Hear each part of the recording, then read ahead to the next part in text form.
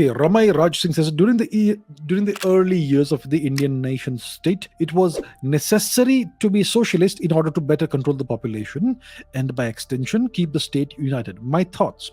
My thoughts. Imagine a different scenario. Okay, we had socialism, Nehruvian socialism.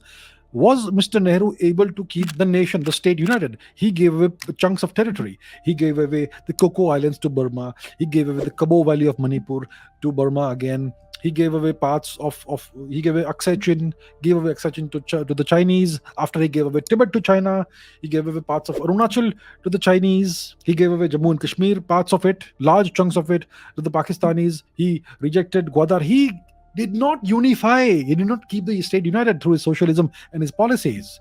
He gave away parcels of Indian territory as if they were his own personal property. So what does that have to do with socialism?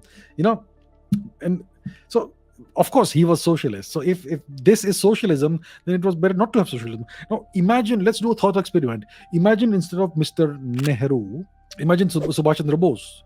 Now people say he was a fascist. People allege that he was a fascist. He did say that he wanted 20 years of dictatorship. Imagine that Subhash Chandra Bose came to power and he imposed 20 years of iron rule dictatorship.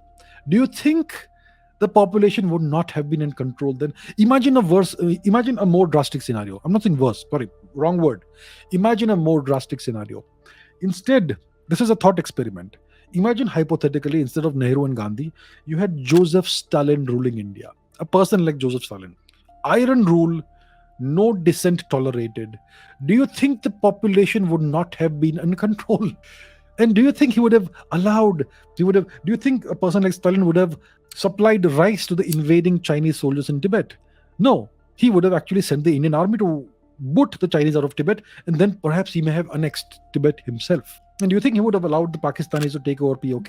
He would have ended Pakistan right there. India had the resources to destroy a nation like Pakistan. India had all the resources of the British Indian Army and the Navy and the Air Force. The Indian Navy of the time was one of the most powerful navies in the world. It was used by the British to control an enormous territory from the Gulf of Malacca, from the state of Malacca to the Strait of Hormuz in the Persian Gulf. Enormous territory, which was all controlled by the British through the Indian Navy. So let's not kid ourselves. It was not necessary to be a socialist to control the population. Socialism was used to destroy the Indian economy. 3%, 4% growth.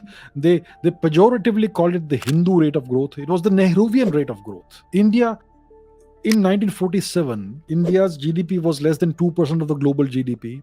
And India's life expectancy was around 30, maybe 32, maybe 28, give or take a couple of years. That was a disaster. A nation like that could only go up, and yet it was prevented from going up. So I think socialism was a great evil.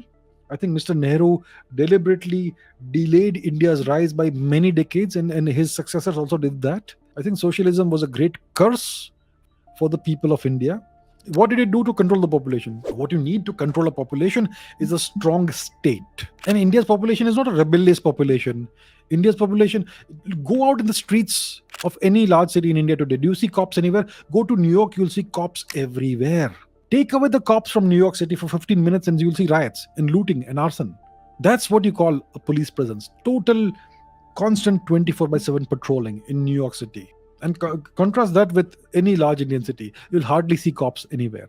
And if the cops are there, they will be sitting there just to show their presence because they've been told to do so. The people of India are not a rebellious, violent people. Okay, mainly.